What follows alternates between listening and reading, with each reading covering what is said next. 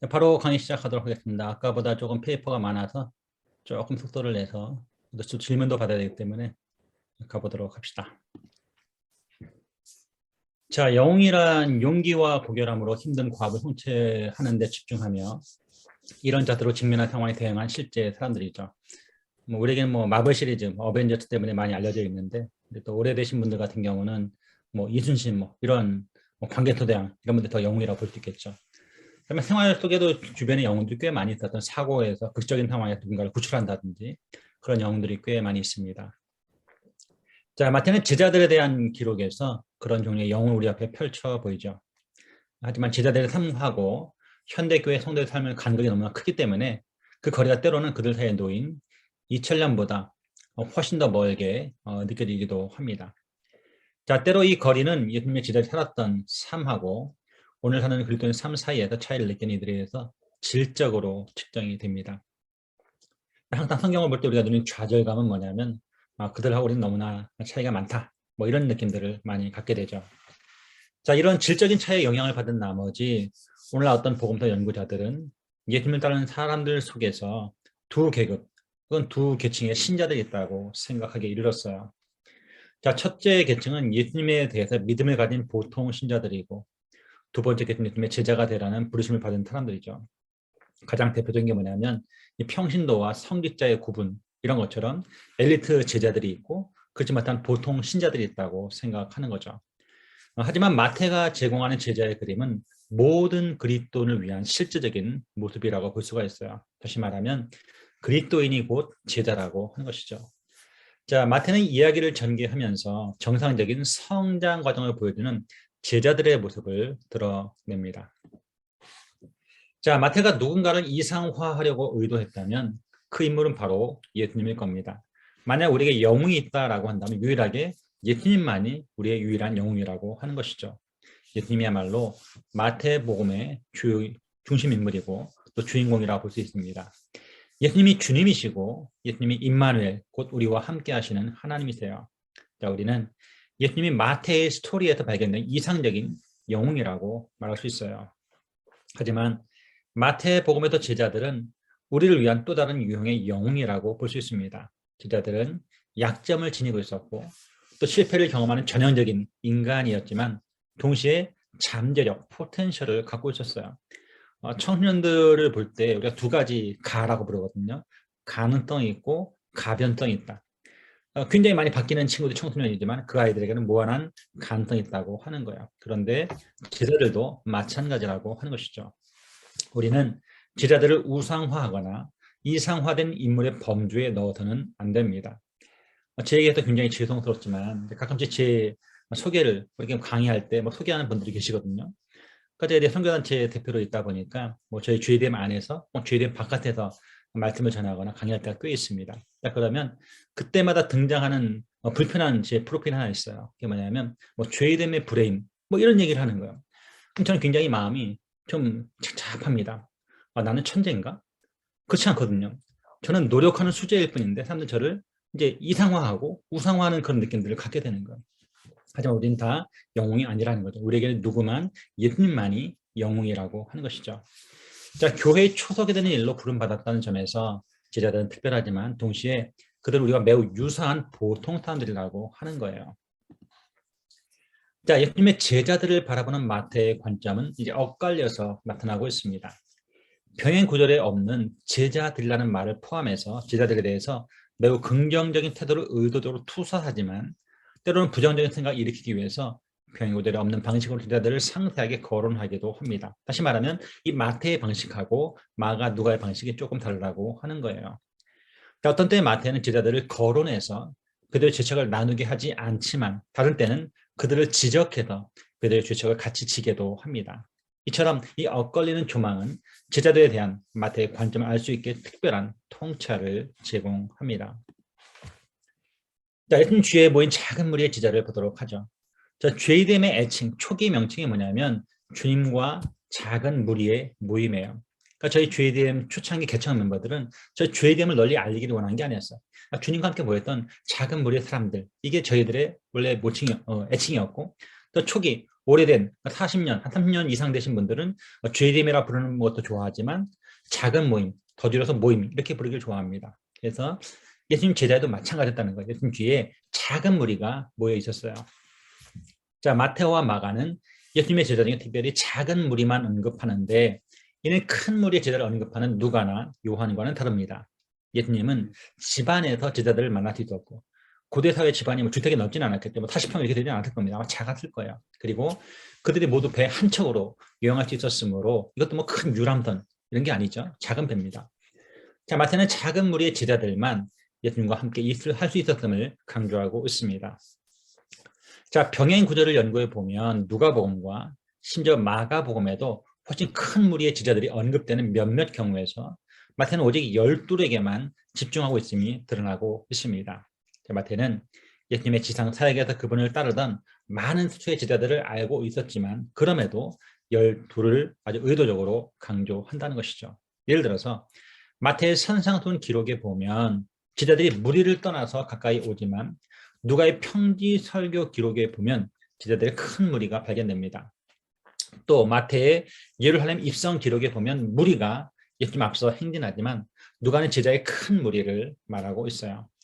하지만 마태의 이야기는 일관되게 오직 작은 무리의 제자들만 예수님 주변에 있었다고 언급되고 있습니다. 이번엔 제자들 12 사도들을 보려고 하는데요. 이 작은 수의 제자들은 특별히 12과 아주 밀접한 관련이 있습니다.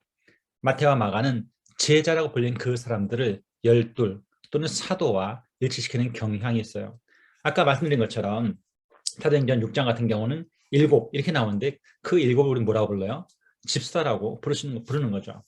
마태 그리고 마가가 일반도 제자라는 용어를 이 12이라는 명칭과 동일시하지만 이 제자라는 용어를 12로만 한정한 의도가 마태에게는 없습니다. 마태는 12 이외의 제자들도 구체적으로 언급하고 있어요. 즉 마태는 예수님의 교훈을 받아들이고 예수님을 따르라 이런 철저한 요구에 순종한 더 넓은 무리의 제자들을 언급하기도 합니다. 자, 이번엔 제자들 또 우리 종교 지도자들을 또 살펴봅시다. 예수님의 제자들 무리 그리고 유대 지도자들이라는 세 부류의 사람들이 마태의 이야기에서 예수님 이야기에서 어떤 백그라운드 배경을 형성한다고 하는 것이죠. 제자들은 예수님을 진정으로 따르는 자들, 다시 말하면 참된 신자들입니다. 자, 우리는 기본적으로 중도도 성향의 사람들인데 예수님이 복음을 전하고 가르치고 병을 고쳐줌으로써 구원하려는 대상이었습니다. 그러니까 무리가 구원 대상이고 이들의 성향은 중도적이라는 것. 하지만 제자는 참된 신자고 굳이 뭐 좌우를 나누면 우파라고 할 수가 있는 것이죠.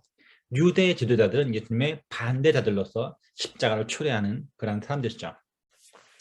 자, 제자는 예수님이 지상 사역을 하시는 동안에 그분의 긴밀한 동반자였으며 앞에서 제가 했던 말로 빌리면 동료였다라는 거예요. 동료.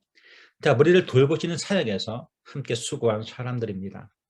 자, 무리는 호기심을 갖기는 했어도 기본적으로 중도의 성향을 보인 부류로서 예수님의 길에 진지하게 참여하지 않았고 경우에 따라서 예수님에 대해서 긍정적이거나 부정적인 태도를 취했다고 하는 것이죠. 그러니까 박쥐처럼 좋을 때는 긍정적인, 나쁠 때는 부정적인 태도를 취했다고 하는 거예요. 자, 이번에는 제자들, 또 우리 중도자 두 번째 타임인데 예수님의 목표는 무리 중에서 제자들을 만드는 겁니다. 예수님의 주된 사역이 누구라고요? 그러니까 무리라는 거죠. 그러니까 무리 가운데서 누구를 제자들을 선택하고 그들을 길러내고 그들을 배출하는 게 예수님의 목적이었다고 하는 거죠. 예수님이 가르치시고 복음을 전하실 때 무리 중에 나와 예수님을 주, 로드라고 부르는 것이 믿음의 표시였습니다. 오늘날 우리는 사도신경이라고 하는 완성된 12가지 항목의 신앙 고백을 갖고 있지만 가장 최초의 신앙 고백은 뭐냐면 예수는 주라고 하는 더 큐리오스라고 하는 것이 최초의 신앙 고백이었어요. 자, 그러므로 자, 무리는 중도적 그룹입니다.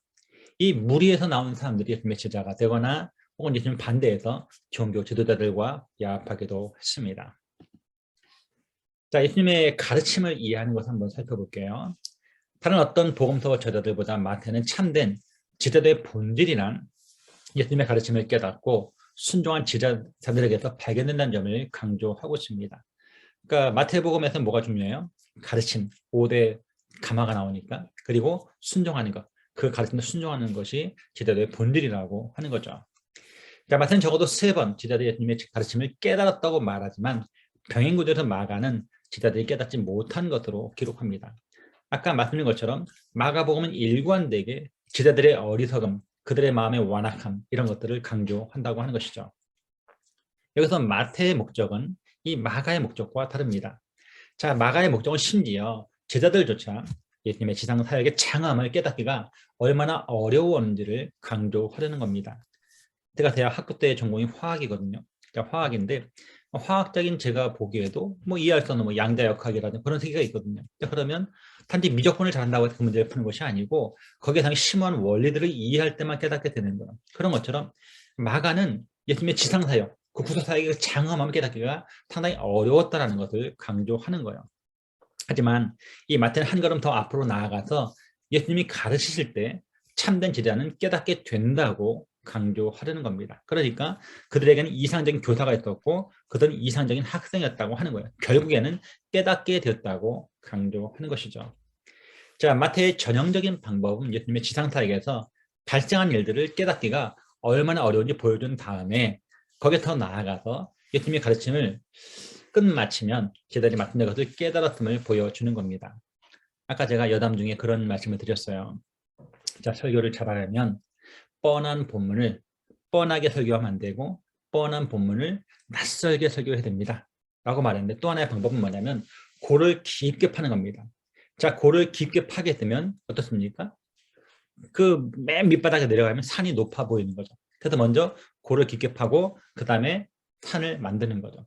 다시 말하면 마태의 전형적인 방법은 뭐냐면 제자들이 예수님의 그 구속사역을 깨닫는 것이 너무나 어려웠다라는 거예요. 먼저 골을 깊게 파고 그 다음에 예수님 마침내 그들을 깨닫게 해줬다. 산을 높게 만들었다고 하는 것을 강조하고 있는 것이죠.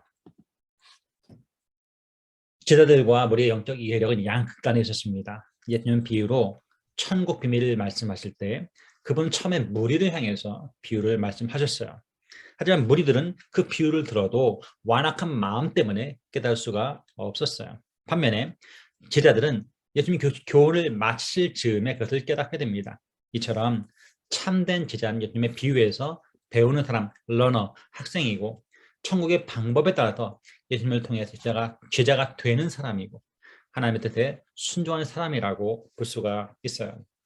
그래서 제자에 관한 무수히 많은 정의가 있지만 특별히 마태복음의 제자도는 러너, 배우는 자, 학생이라고 볼 수도 있다고 하는 것이죠. 자, 마태복음의 제자들의 발전 보겠습니다. 예수님을 위하는가 대적하는가. 자, 어떤 학자들은 예수님 주변으로 작은 무리가 모인 사실에 대해서 완전히 헌신된 소수들로 이루어진 작은 무리만이 제자가 될 수 있다는 의미로 해석합니다. 제가 아까 말씀드렸지만 제 수하에 70여 명의 간사님들이 계신데 저희 멤버십은 편하게 700명을 가정합시다.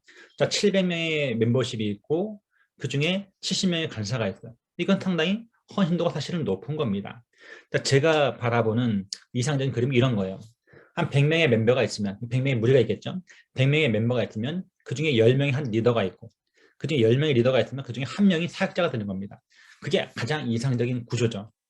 그래서 리더 한 사람이 한 10명을 커버할 수 있고 또 간사 한 사람이 한 100명을 커버할 수 있어야 그것이 바로 100부장 리더십. 그러니까 리더는 10부장 리더십, 또 간사는 100부장 리더십이라고 볼 수가 있는 거예요. 이처럼 완전히 헌신된 소수들로 이루어진 작은 무리만 제자가 될 수 있다라고 주장하는 학자들이 있다는 거예요. 자, 게르트 타이슨이라는 사람은 이 부자 청년 사례를 들면서 더 나은 의를 성취하는 과정을 통해서만 제자가 될 수 있다는 표시를 하고 주장합니다. 바리새인과 그 서기관들의 의보다 더 나은 의를 구사하는 그 사람만이 제자라고 주장하는 것이죠. 그러니까 타이슨의 제안에 따르면 일련의 규범들을 완수해야만 예수님에 대해서 동의하는 그 이상으로 완전히 헌신한 제자가 될 수 있다고 하는 거예요. 하지만 제자는 예수님에 대한 믿음의 헌신을 통해서 되는 것이지 어떤 행위 헌신을 통해서 되는 것은 아니라고 하는 것입니다. 우리 이 문제를 분명히 해야 돼요. 우리가 장로교 신자이기 때문에 그런 것이 아니고 우리 개혁주 신학자이기 때문에 그런 것이 아니라 성경이 말하는 바는 뭐냐면 우리가 오직 믿음을 통해서 신자가 되고 오직 믿음의 헌신을 통해서 뭐가 된다? 제자가 되는 것이지 어떤 행위 헌신을 통해서 제자가 되는 것은 아니라고 하는 것이죠. 타 종교는 어쩌면 어떤 공덕, 공로를 강조할지 몰라요. 하지만 기독교는 철저하게 뭘 강조합니까? 은혜를 강조하는 것이죠. 예수님은 제자가 돼서 그분을 따르는 사람들을 예리하게 구분하셨습니다. 나와 함께하지 아니하는 자는 나를 반대하는 자고 나와 함께 모으지 아니한 자는 해치는 자라고 말씀하고 있어요. 사람은요, 예수님을 위하든지 아니면 예수님을 반대하든지 둘 중에 하나라는 것이죠. 자, C.S. 루이스가 말했던 것처럼 우주에는 중립지대란 존재하지 않습니다. 예수님을 위하든지 아니면 예수님을 반대하든 둘 중에 하나라고 하는 것이죠. 우리는 여기서 예수님의 지상 사역 동안 그분 주위에 있었던 세 부류의 실체를 보게 됩니다. 제자들은요, 예수님과 함께 했던 사람들이에요. 유대 지도자들, 종교 지도자님을 대적했던 무리입니다. 자, 무리, 군중은 그분과 함께 하든지 혹은 대적하든지 양랑 간에 결정을 내리는 중도적인 그룹이라고 볼 수가 있겠죠. 자, 제자들은 교회 내에서 군중의 위에 높이 솟아서 이상화된 신자이거나 평신도를 돕는 교회의 어떤 사제 그룹이 아니라고 하는 거예요. 그래서 저는 이 성직자, 이 클러주라는 말을 별로 좋아하지 않습니다. 성직자라는 말보다는 어때요? 우리 모두 하나님의 백성, God's people이라고 하는 것이 적절한 표현이죠. 제자들은 예수님의 참된 추종자이고 종교 지도자들은 예수님의 대적이고 우린 지속적으로 예수님의 구원 사역의 대상이 되는 사람이라고 볼 수가 있습니다. 자, 이 두 번째로 평신도와 지도자를 살펴볼 텐데요. 자, 최초의 지도자들은 예수님이 어떻게 지속적으로 제자들을 부르고 가르치고 훈련하는지 마태가 교회에 보여준 신뢰였습니다. 다시 말하면 이 12명의 최초의 지도자들이 바로 우리가 어떤 리더십이 되어야 되는가를 보여준 스탬플이라고 하는 것이죠. 마태는 실제 그들의 제자들을 묘사함으로써 그들이 그리스도의 교회가 어떠해야 하는지 보여준 신뢰가 되도록 했습니다. 자, 제자들은 이상화된 것이 아니라 그들의 깨달음이 예수님과 그분의 가르침을 돋보이게 했다고 하는 거예요. 자, 마태는 긍정적인 면하고 부정적인 면을 전부 보여주었습니다. 자, 긍정적인 면은 예수님의 뜻에 완전히 순종하면서 따르는 참된 제자들에게 어떤 일이 발생하는지 보여주는 것이죠. 자, 부정적인 면은 성부의 뜻에 순종한 일에서 예수님과 하나 되지 못하는 제자들에게 발생하는 상황을 보여주는 거예요. 자, 열둘은 교회 내에서 평신도와 지도자 모두의 신뢰가 된다고 하는 것이죠. 자, 제자라는 단어는 예수님의 추종자, 즉 팔로워라는 모습이죠. 즉 곧 신자의 모습으로 부각돼서 일반적으로 교회와 동일시될 수 있는 사람을 떠올리게 합니다. 자, 교회는 건물이 아니죠. 교회는 사람이에요. 교회는 신자의 모임입니다. 열둘이라는 단어는 초대교회에서 사도의 소임을 수행한 반복될 수 없는 역사적 인물들을 떠올리게 됩니다. 여러분 아마 신사도 운동이라고 들어봤을 겁니다.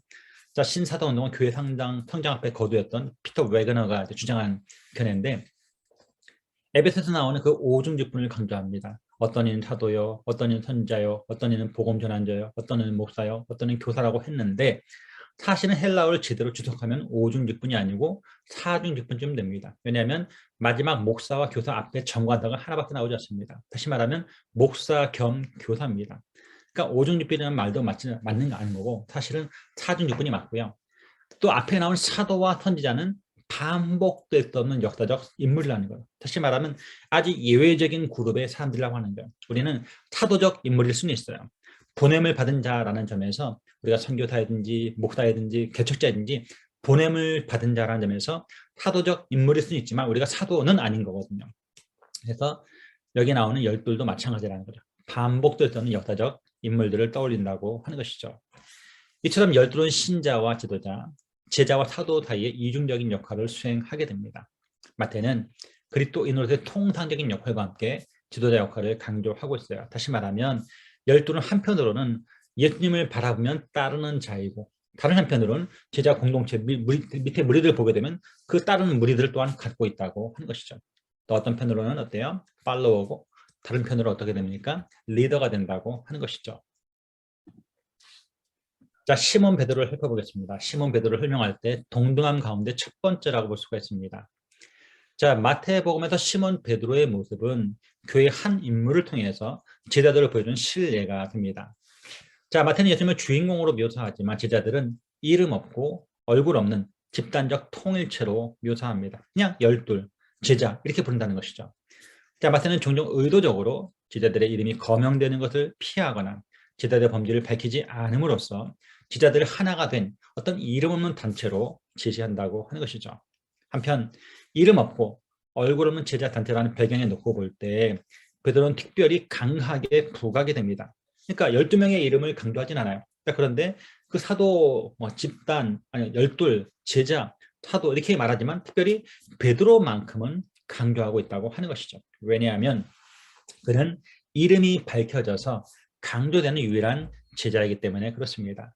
오늘 현대교회의 가장 큰 문제 중에 하나가 뭐냐면 이 가난한 홍도도 문제가 되지만 또 한편으로 이 익명의 그리스도인들이 문제가 되거든요. 그러면서 그들 어디를 추석합니까? 좀 안정된 편안한 대형교회 출석하기로 합니다. 그래서 그냥 묻혀서 예배하고 묻혀서 헌금하고 대강헌신하고 대강탄다라고 하는 것이죠. 그래서 이름이 밝히는 극도로 꺼려합니다.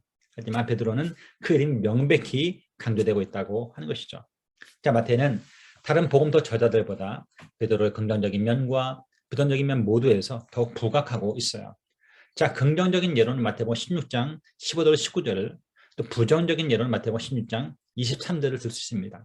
자, 앞에 스토리가 뭡니까? 주는 그리스도시고 딸은 하나님의 아들입니다 라고 하는 위대한 신앙 고백을 누가 했어요? 바로 베드로가 한 거예요. 자, 부정적인 예는 뭡니까? 주님 죽으면 안 됩니다 라고 말리는 거죠. 그때는 졸지에 뭐가 돼요? 사단이 되죠. 사단아 물러가라, 이런 책망을 듣게 되었다고 하는 것이죠. 자, 장점과 단점 모두에서 베드로는 교회의 신뢰가 될 수 있으므로 마태는 베드로의 진정한 인간적 요소를 부각하고 있습니다. 여러분, 성경 기록엔 여러 가지 원칙이 있는데 그 중에 하나가 뭐냐면 선택의 원칙이에요. 선택.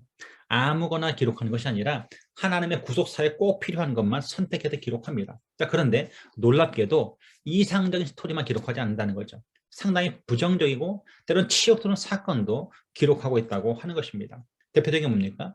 마태복음 1장에 등장한 족보 스토리예요. 족보 스토리를 가만히 보게 되면 거기에 누가 등장합니까? 5명의 여인들이 등장합니다. 5명의 여성들. 그런데 그 5명의 여성들은 사실상 메시아 계보에 들어가기는 아주 어울리지 않는 사람들이었어요. 첫 번째 문제는 뭐냐면 일단 그들은 여자들이었습니다. 그런데 고대 1세기 당시에 여성들은 사람 취급도 받지 못했어요. 자, 그런 시대 가운데 족보에 누가 여성들이, 그것도 한 명도 아니고 5명이 언급되고 있다는 굉장히 파격적인 행보였다는 것 뿐만 아니고 거기 등장한 그 5명조차도 어때요? 상당히 부적절한 처신을 했던 사회적 약자이거나 이방이거나 성적으로 아웃사이더였다는 것이죠. 아시는 것처럼 다말은 자기 시어머니와 행음합니다. 라합은 전문적인 기생이었죠. 룻은 모압 여성의 과부였습니다. 그리고 어떻습니까? 바세바라는 이름이 나오지 않습니다. 이렇게 되어 있어요. 우리아의 아내에게 의해서 아이를 낳았다라고 되어 있습니다. 그러니까 다윗과 바세바 스토리를 바세바를 부각시킨 것이 아니라 오히려 우리아를 부각시킴으로써 남의 아내를, 자신의 가장 충직스러운 신하의 아내를 범했다는 사실을 강조하고 있는 것이죠. 이 4명의 스토리를 보게 되면 아주 부정적이고 아주 치욕스러운 일들인데 그것도 오히려 거기에 언급하고 있어요. 감추지 않는다고 하는 것이죠. 또 약점과 장점을 공히 기록하고 있습니다. 베드로도 마찬가지라고 하는 거예요. 이것은 마태가 기록한 교회 지도자에게도 마찬가지입니다. 자, 베드로는 복음서에서 언제나 제자들의 지도자로 나타납니다. 수제자라고 언급이 되는 것이죠. 하지만 그것은 내부에서의 직책일 뿐이죠. 즉 베드로는 동등한 사람 중에서 첫째라고 할 수 있는 것이죠. 따라서 베드로는 마태복음에 기록된 교회 지도자들을 위한 신뢰라고 볼 수가 있는 것이죠. 자, 지상명령의 대사들로 넘어갑니다. 예수님이 지상 사역에서 자기의 주전자들과 함께 하시면서 그들을 훈련하고 가르치는 결과 예수님이 원하시는 종류의 제자와 제자의 정의가, 데피니션이 생겨났습니다. 자, 지상명령에서 예수님은 그분이 사람들을 양육하신 것처럼 이제는 제자들이 더 많은 사람을 양육해야 한다고 말씀하시는 거예요. 예수님은 한 영혼을 귀하게 여기십니다. 하지만 그 한 영혼에게서 천하를 바라보신 거예요. 한 사람이 또 다른 사람을, 또 다른 사람이 더 많은 사람을 양육하도록 이끄신다고 하는 것이죠. 그 명령은 예수님이 이 세상에 오신 목적을 요약하고 있어요. 이 명령은 예수님의 제자도가 지닌 독특성을 다시 한번 보여줍니다. 예수님의 부르심은요, 그 콜링은 한편으로는 구원의로의 초대이면서 다시 한편으로는 사역, 봉사로의 소환이라고 하는 것이죠. 여러분 디아코니아라는 말을 우리 한국교회에서는 봉사라고 번역하는데 이 봉사라는 말에는 어쩐지 일적인 의미가 강하게 나타나 있어요. 하지만 이 디아코니의 가장 적절한 번역은 사역 혹은 섬김이라는 말이죠. 또 주님은 우리를 한편으로는 구원회로 부르시고 다른 한편으로는 봉사회로 부르신다고 하는 것이죠. 자, 부르심을 더 넓은 성경적 개념 안에서 볼 때 예수님이 제자들을 부르신 것은 하나님이 이스라엘을 불러서 복받은 백성으로 곧한 사람들을 위해서 복이 되는 백성을 한 것과 유사하다는 것이죠. 그러니까 먼저 우리가 복을 받고 그다음 우리가 복의 통로가 되어서 단단 복이 되는 그런 백성이 되었다고 하는 것이죠. 이스라엘이 부름받은 이유는 모든 민족을 위한 복의 근원이 되기 위함이라고 하는 거예요. 마찬가지로 제자들이 부름받은 이유는 왕국에서 예수님과 함께 일하라는 부르심이라고 하는 것이죠. 예수님의 지상사역은 이스라엘 내에서 제자 삼는 일에 집중되었습니다. 승천하신 예수님은 모든 족속을 제자 삼는 사명을 제자들에게 부여하셨어요. 이 모든 족속이라는 표현은 마태복음에 총 4번 사용되는데 사용된 문맥을 보게 되면 유대인을 포함해서 모든 족속으로 보는 것이 합당합니다. 자, 가장 중요한 점은 지상명령에서 마태가 복음서 서문의 보편적 주제로 회귀한다는 것이죠. 마태복음 1장 1절에 뭡니까? 아브라함과 다윗의 자손 예둘도의 계보라는 말씀으로 복음서가 시작하고 있어요. 그러니까 1장 1절은 항상 중요하죠. 태초에 하나님이 천지를 창조하시니라. 창세기를 여는 구절일 뿐만 아니라 성경 전체를 여는 구절이죠. 아브라함과 다윗의 자손 예둘도의 세계라. 이것은 뭡니까? 마태복음을 여는 중요한 주제라고 하는 거예요. 자, 그런데 마지막 지상 명령에서 이 마태복음 복음서 서문의 보편적 주제로 회귀한다는 거예요. 자, 거기에 보면 아브라함을 통해서 땅의 모든 족속에게 약속된 그 복이 이제 메시아이신 예수님 안에서 성취되는 것을 볼 수가 있다고 하는 것이죠. 다시 말하면 아브라함이 복의 근원인 것이 아니고 예수님이 복의 근원이라고 하는 거예요. 자, 마태의 목적은 예수님이 어떻게 모든 사람의 메시아인지를 보여주는 것이었어요. 하지만 예수님의 지상 명령은 그분의 제자가 되어서 구원을 확보하는 것 이상을 포함하죠. 그것은 또한 제자로서의 성장 과정을 포함한다고 하는 거예요. 다시 말하면 제자가 그냥 단번에 레디메이드로 완벽한 제자가 되는 것이 아니고 끊임없이 좌충우돌 성장 과정을 거친다고 하는 것이죠.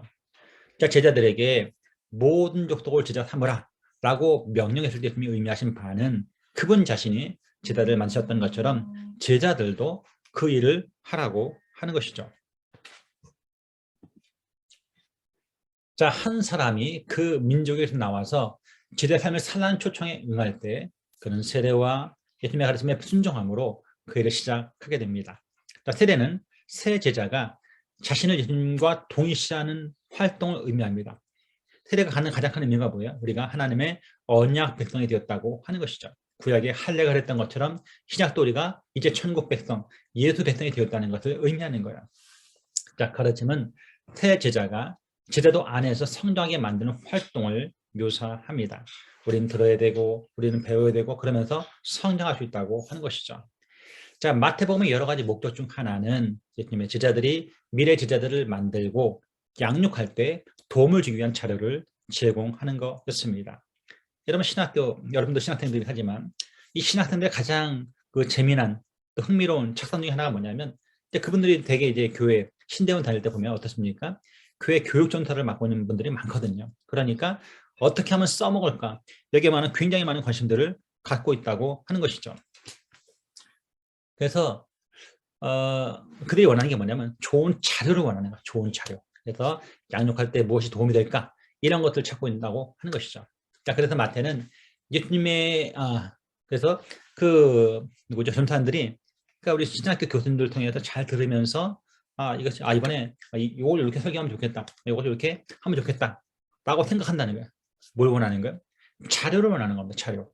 그런데 우리 최상의 자료가 뭐다? 바로 복음서라고 하는 것이죠. 양육할 때 도움을 주기 위한 자료를 제공하는 것이 바로 이 마태복음이었다고 하는 것이죠. 자, 그래서 마태는 예수님을 제자들의 지고한 주님이요 또 교사라고 가르쳤습니다. 예수님의 지상 사역 동안에는 제자들이 깨닫지 못하고 쉽게 오해하는 등 연약함을 지니고 있었지만 마태는 예수님의 가르침이 그들을 깨달음과 순종에 도달하게 했다고 강조하고 있는 것이죠. 예수님 제자들의 필수 요소로 그 위임령을 마무리하는데 곧 주님의 임재입니다. 주님의 임재. 볼지어다 내가 세상 끝날까지 너희와 항상 함께 있으리라. 그래서 주님의 임재야말로 아주 강력한 우리의 격려가 되고 위로가 된다고 하는 것이죠. 새로운 제자가 세례를 받고 예수님 명령한 모든 것을 배워 지키게 될 때 바로 거기에 주님이 거기 함께 하신다고 하는 것이죠. 여러분 에스겔 마지막 장면이 바로 여호와 샴마 거기 계시는 하나님으로 끝나잖아요.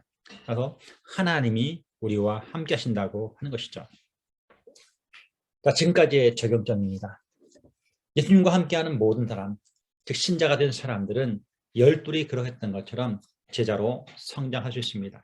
우린 다 신자고 우린 다 제자라고 할 수 있는 거예요. 자, 그런데 거기에 머물러 있으면 안 되고 영적 베이비로 남아있으면 안 되고 성장해야 한다고 하는 것이죠. 이 사실은 오늘 사는 우리에게도 중요하게 적용할 수 있습니다. 첫째, 마태는 그리스도인의 삶이란 제자가 되어서 예수님과 함께 하는 것임을 독자들이 이해하기를 원했습니다.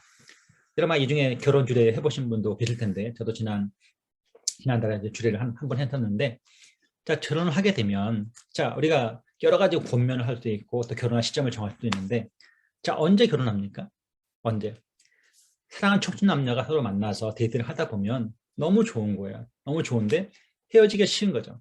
저도 그런 경험이 있는데 이제 처음에 이제 당연히 이제 남자가 그 남자친구가 여자친구 집에까지 받아줍니다. 그럼 또 여자친구는 또 남자친구가 서로 왔다 갔다 하면서 왜 그만큼 헤어지기 싫어하는 거죠. 그래서 이제 더는 헤어질 수 없다. 우리 같이 살자. 이렇게 됐을 때 결혼을 하게 되는 것이거든요. 그런 것처럼 그리스도인의 삶이란 제자가 돼서 예수님과 함께 하는 것임을 독자들이 이해하기를 원했다라는 거예요. 우리는 자꾸 뭔가 일을 하려고 하고 뭔가 능력을 베풀기를 원합니다. 하지만 정말 주님이 원하시는 건 뭐냐면 너 나와 함께 할래? 이걸 원하시는 거예요. 우리가 주님과 함께 하는 것이 바로 그리스도인의 삶이고 제자의 삶이라고 하는 것이죠. 이것은 회심이 컨버전인 제자도의 시작점이라는 것을 의미합니다. 제자도의 길을 따라서 여행하는 가운데 성장의 정도가 좀 다르게 나타나겠지만 참된 신자는 모두 그 길 위에 있는 제자들이라고 볼 수가 있는 거죠. 보통 제자도 할 때 뭐 라이프 스타일 이렇게 말하기도 하지만 웨이란 말입니다. 웨이, 길이라는 거예요. 길. 자, 그러므로 이 복음 전파가 제자 삶의 출발점입니다. 왜냐하면 회심이 제자들의 시작점이라고 한다면 누군가는 복음을 전해서 그 사람이 회심해야 비로소 제자가 되는 것이죠. 그러니까 제자는 곧 신자라는 말이 성립이 되는 거야. 예수님은 이미 신자인 사람들을 제자로 만드는 것이 아니라 모든 족속을 제자로 삼아야 한다고 말씀하신 거죠. 자, 두 번째 제자도의 가르침은 모든 신자를 향한 것입니다.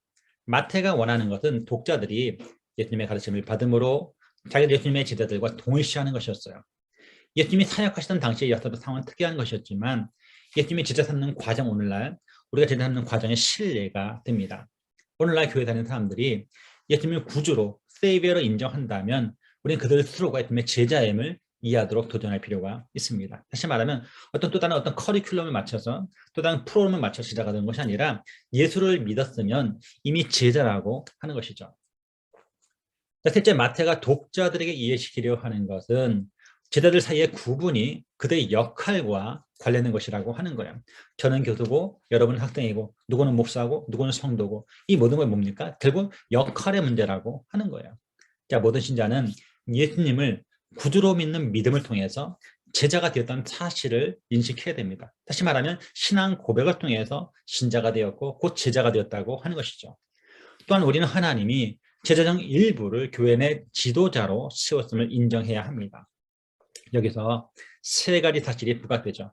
첫 번째, 교회 내 신자들은 제자로서 동등합니다. 이 원리는요, 여러 가지 나타나요. 예를 들면 성부와 성자와 성령 삼위 하나님이 계십니다. 자, 그분들은 어떻습니까? 동일하신 분들이에요. 동등하신 분입니다. 하지만 질서상 성부가 1위, 성자가 2위, 성령을 3위라고 부를 뿐이에요. 자, 남편과 아내가 동등합니다. 동등하지만 굳이 남편이 질서상 1위는 아니지만 어떻습니까? 남편이 아내의 주가 되고 남편이 아내를 이끌어야 되는 그런 책임을 갖게 된다고 하는 것이죠. 교회도 마찬가지라는 거예요. 교회 내 신자들은 지도자로서 동등합니다. 두 번째, 지도자로 부름받은 제자들은 제자 지도자의 기능을 감당해야 하는 거죠. 이 말은 뭐냐면 제자이면서 동시에 지도자라고 하는 것이죠. 아까 제가 에베소서 말씀 인용하면서 목사이면서 곧 교사여야 한다는 거죠. 모든 목사는 교사여야 되고 교사는 목사와 같은 역할과 책임을 감당해야 한다고 하는 거예요. 그래서 지도자는 어떻습니까? 지도자의 기능, 또 지도자의 기능을 함께 감당해야 한다고 하는 것이죠. 우리는 열둘이 모든 신자를 위한 본보기가 될 때와 지도자를 위한 본보기가 될 때를 가장 조심스럽게 구분해야 됩니다. 그러니까 내가 지금 어떤 역할인가? 지금 지도자로서 역할인가? 그러면 지도자로서 행동하는 거. 내가 지도자인가? 지도자로서 행동해야 한다고 하는 것이죠. 자, 목사가 성도처럼 행동하면 안 되고 성도가 목사처럼 행동하면 안 되겠죠. 목사일 때와 성도일 때 역할의 차이를 잘 구분해서 행동해야 한다고 하는 것입니다. 자, 이게 아까 말했던 제가 말씀드리는 자료입니다. 자료. 그래서 되게 이제 신학생들은 우리 교수님이 좋은 자료 주는 게 없나 뭐 이런 거 당장 써먹기를 원하는 것들을 찾기를 원하는데 마침 저희가 지금 마태복음 제자도 공부하고 있으니까 마태복음 28장 16절 20절은요. 아까 제가 넓게 보면 지자들을 이해하는데 가장 대표적인 표준 텍스트이기 때문에 이 부분 좀 제대로 한번 주석해 볼 필요가 있겠다라고 해서 좀 딱딱하게 제가 주석 작업을 하기보다는 제가 교회에서 했던 설교를 가지고 좀 강의하면서 여러분이 한번 공감대를 만들고 뭐 이렇게 해도 설교하는구나 하나의 샘플로 좀 보시면 좋을 것 같아요. 자, 한번 본문을 보셔야 되겠죠? 자, 마태복음 28장을 보겠습니다. 자, 마태복음 28장 16절에서 20절까지 말씀. 강의 효과를 위해서는 제가 읽도록 하겠습니다. 11 제자가 갈릴리에 가서 예수께서 지시하신 산에 이르러 예수를 배웠고 경배하나 아직도 의심하는 사람들이 있더라. 예수께서 나와 말씀하여 이르시되 하늘과 땅의 모든 권세를 내게 주셨으니 그러므로 너희는 가서 모든 민족을 제자로 삼아 아버지와 아들과 성령의 이름으로 세례를 베풀고 내가 너에게 분부한 모든 것을 가르쳐 지키게 하라. 볼지어다 내가 세상 끝날까 너희와 항상 함께 있으리라 하시니라. 아멘. 자, 저는 지금도 설교를 완전 원고를 작성합니다. 설교문을 원전을 작성해서 보통 주일 설교 한 30분, 35분 하게 되는데 A4 용지로 한 13페이지 정도 작성합니다. 완전 원고 쓰니까 다 쓰거든요. 다 작성하는데 이게 이제 아무래도 이제 강의 아니니까 제가 이제 구어체에서 문어체로 바꾸긴 했어요. 한번 제가 쭉 읽어가면서 설명하도록 할게요. 자, 하루는 어떤 사람이 예수님을 찾아와서 이렇게 묻습니다. 내가 무슨 선한 일을 하여야 영생을 얻으리까? 예수님은 내가 생명에 들어가려면 계명들을 지키라고 대답하십니다. 자, 그러면서 예수님은 10계명 중 5계명부터 9계명까지를 열거하시면서 그 계명을 지키라고 말씀하십니다. 굉장히 재밌죠? 분명 10계명이 10개잖아요. 10개인데 1계명부터 4계명까지 생략하고 마지막 10계명 언급하지 않은 거예요. 의도적으로 5계부터 9계까지만 언급하십니다. 그러면서 그 계명들을 지키라고 말씀하시죠. 이 청년은 모든 계명을 지켰다고 말씀합니다.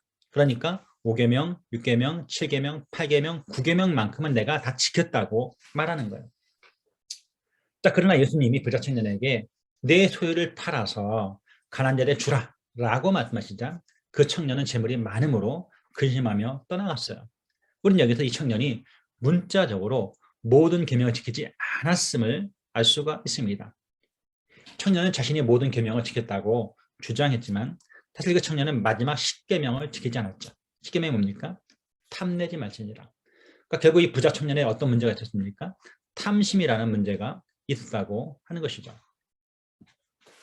언제나 그런 것은 아니지만 성경은 종종 모든에 관심을 가질 것을 요구합니다. 오늘 본문이 바로 그런 경우에 해당됩니다. 저는 이 마태복음 28장 16, 17, 18, 19, 20절 5절밖에 안 되는 본문 속에서 모든 단어가 여러 번 반복되는데 관심을 가진 거예요. 그래서 이 모든에 초점 맞춰서 설교를 한번 구성해 보았습니다.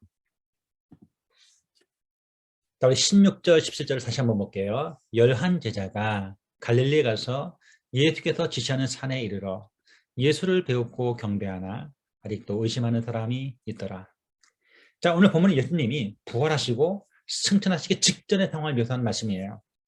자, 예수님을 배신한 가룟유다는 자살해서 죽었기 때문에 나머지 11 제자들만 산에서 예수님을 만납니다. 자, 그런데 그 11 제자마저도 한 마음은 아니었다고 하는 것이죠. 왜요?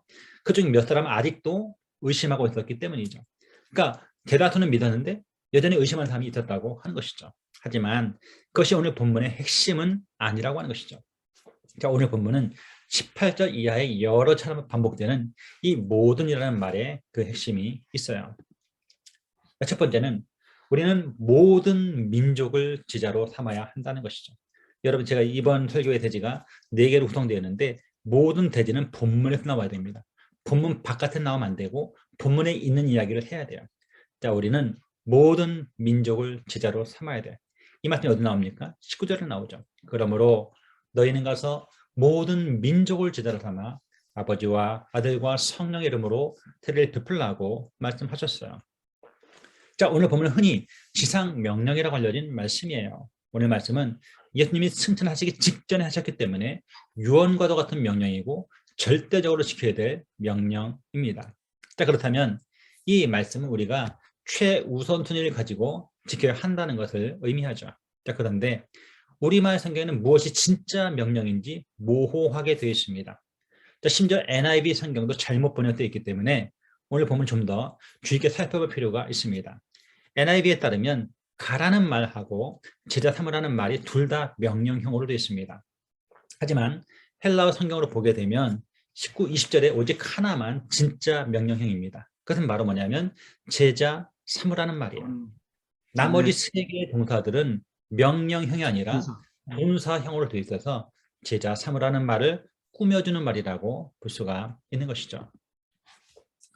매년 새해를 시작하면서 사람들은 나름대로 계획을 세웁니다. 목회자들도 똑같이 계획을 세우죠. 그런데 이때 목회자들이 빠지기 쉬운 유혹이 뭐냐면 남들보다 빨리 가려는 지름길을 찾으려고 하는 것이죠. 자, 지난 2000년 동안 예수님을 따르는 사람들이 이와 같은 지름길 유혹에 미혹됐습니다. 그것은 전도가 제자 훈련보다 빠른 길이라고 하는 것이죠. 하지만 사실은 전혀 그렇지 않습니다. 물론 우리 중에 빌리 그레함처럼 D.L. 모디처럼 대단한 전도자들이 계실 수 있습니다. 하지만 그것은 정말 예외적인 상황이고 전도가 제자 훈련보다 빠르지 않다는 것이죠. 매주 우리가 한 사람을 전도한다고 가정하면 우리 1년에 52명의 신자를 얻게 됩니다. 하지만 전도해 보셨죠? 매주 한 명 얻기 쉽습니까? 정말 어렵습니다. 가정한 거예요. 자, 10년간 열심히 전도하면 우리는 520명의 신자를 얻게 되겠죠. 반면에 우리가 매년 한 사람을 양육한다, 제자 훈련한다고 가정하게 되면 처음에 우리가 얻은 제자는 딱 한 사람에 불과할 것입니다. 하지만 우리가 10년간 제자 사역에 헌신하면 2의 10승이니까 1024명의 헌신된 제자를 얻게 될 겁니다. 처음에는요, 전도가 지름길인 것 같습니다. 그러나 10년이 지나면 전세가 역전돼서 전도를 통해서 얻은 신자의 수보다 제자 훈련에서 얻은 제자의 수가 2배 더 많아집니다. 왜? 10년 지나면 520명, 이쪽은 1024명이니까. 하지만 그것이 끝이 아니에요. 진짜는 그 다음입니다. 17년간 우리가 매년 한 사람을 제대로 훈련하게 되면 대한민국이 복음화됩니다. 그리고 33년간 우리가 매년 한 사람을 제대로 훈련하게 되면 무려 전 세계가 복음화됩니다. 자, 그렇다면 전도가 아니라 제자 훈련이 세계 복음화를 위한 모범 답안임을 알 수가 있어요. 예수님이 명령하신 제자 훈련에 우리의 인생을 들이시는 저와 여러분 다 됐으면 좋겠습니다. 자, 하지만 본문은 그 이상의 이야기를 하고 있어요. 자, 19절은 특별히 모든 민족을 제자 삼으라고 말하고 있습니다. 우리 민족만, 한 민족만, 또 캐나다인들만 제자 삼으라는 것이 아니라고 하는 것이죠. 모든 민족을 제자 삼으라고 말씀하시는 거예요. 하나님께서 영토에 관심이 많으시다면 하나님 아마도 러시아나 캐나다를 가장 사랑하실 겁니다. 왜냐하면 러시아나 캐나다가 전 세계에서 가장 넓은 땅을 갖고 있기 때문이죠. 하나님께서 인구에 관심이 많으시다면 하나님은 아마도 중국이나 인도를 가장 사랑하실 거예요. 왜냐하면 중국과 인도에 가장 전 세계에서 많은 인구를 갖고 있기 때문에 그렇죠. 그러나 하나님의 관심 처음부터 모든 민족에 있었습니다. 하나님께서 신약에서 갑자기 모든 민족에 관심을 가진 것은 아니었어요. 하나님은 이미 구약에서부터 모든 민족에 관심을 보이셨습니다. 창세기 1장 28절을 볼까요? 하나님이 그들에게 복을 주시며 하나님이 그들에게 이르시되 생육하고 번성하여 땅에 충만하라. 땅을 정복하라. 바다의 물고기와 하늘의 새와 땅에 움직이는 모든 생물을 다스리라고 말씀하셨어요. 이건 소위 cultural mandate, 문화 명령으로 알려진 말씀입니다.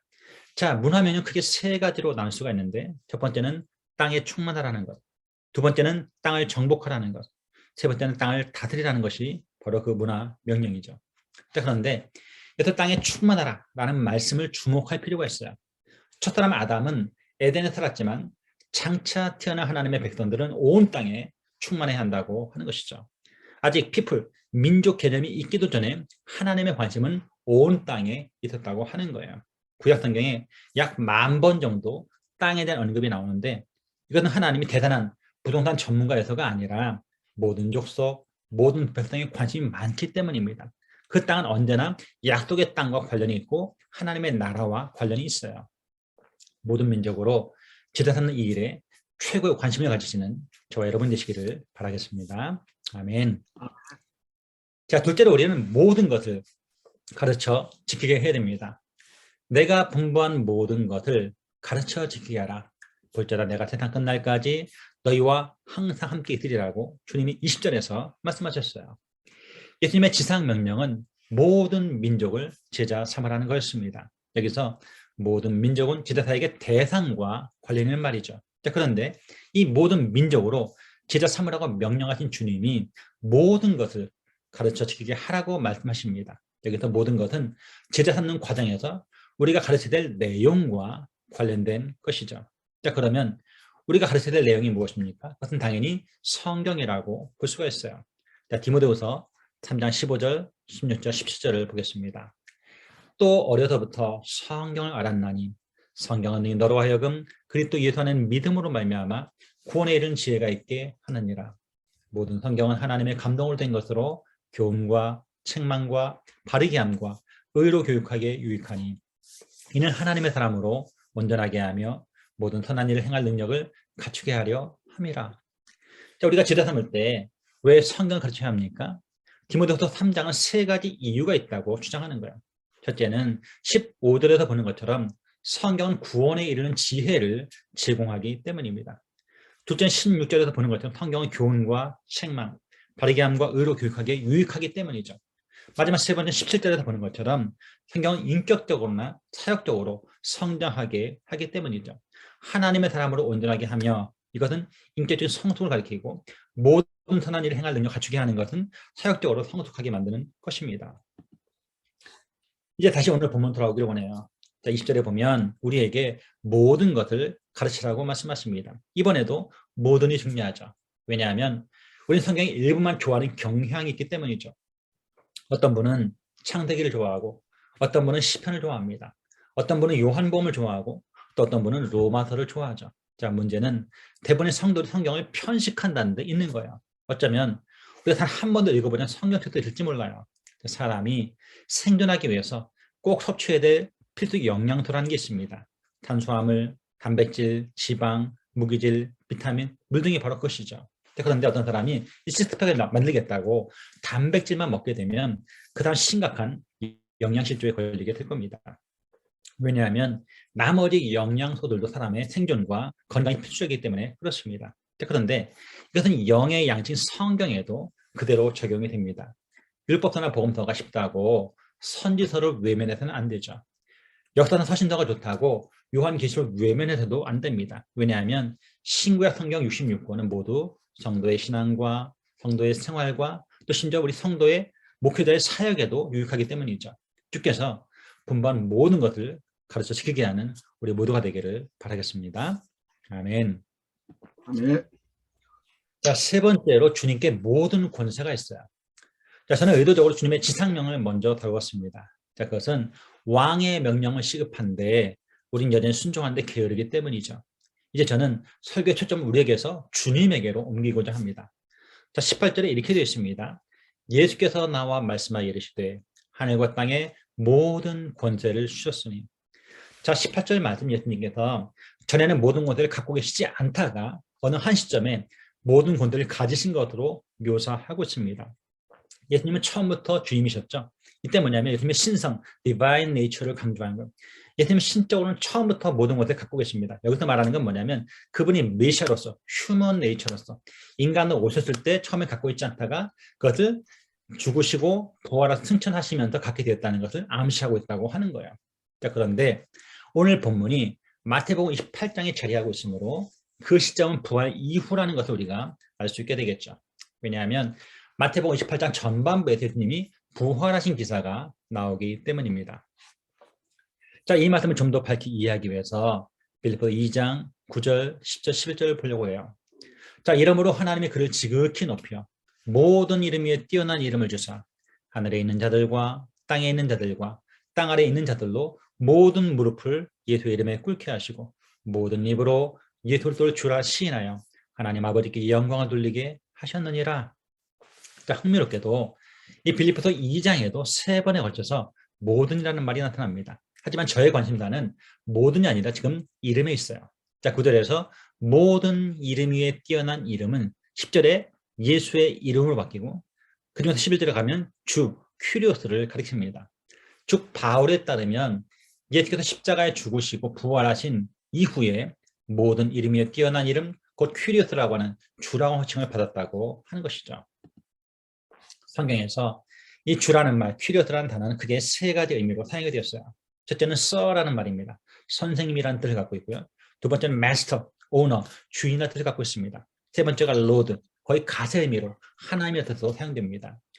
자, 빌립보서 2장에서는 하나님이라는 뜻으로 주라는 말이, 큐리오스라는 말이 사용되었습니다. 자, 그렇다면 이 마태나 바울은 똑같은 주장을 하고 있는 것이죠. 예수님이 부활하신 이후에 주가 되셨다고 하는 거예요. 구체적으로 하늘과 땅의 모든 권세를 가진 주님이 되신 겁니다. 선생님이 말씀하시면 학생은 순종해야 됩니다. 자, 부모님이 말씀하시면 자녀는 순종해야 되죠. 직장 상사가 말하면 부하 직원은 순종해야 됩니다. 하물며 하늘과 땅의 모든 권세를 가진 주님께서 말씀하시면 당연히 순종해야 되겠죠. 하늘과 땅의 모든 권세를 가진 주님의 지상명령에 순종하는 저 여러분 다 되시기를 바라겠습니다. 아멘. 자, 마지막 4번째는 주께서 모든 시간에, 즉 항상 함께 하신다고 하는 거예요. 자, 언뜻 보면 오늘 본문에는 이 모든이라는 단어가 딱 3개밖에 안 나온 것처럼 보입니다. 하지만 잘 보게 되면 모든이라는 말은 한 번 더 나옵니다. 2절 말씀 보세요. 내가 너에게 분부한 모든 것을 가르쳐 지키게 하라. 볼지어다 내가 세상 끝날까지 너희와 항상 함께 있으리라 하시니라. 자, 20절 후반에 나오는 항상이라는 말에 이 모든이라는 표현이 함께 되어 있습니다. 영어로 항상이라는 단어는 always라는 말도 있지만 all the times라는 말도 있는 것이죠. 자, 성경을 편식해온 까닭에 적지 않은 사람들이 하나님에 대해서 오해합니다. 어떤 분에게 하나님은 단지 사랑의 하나님이고요. 다른 사람에게 하나님은 단지 공의의 하나님입니다.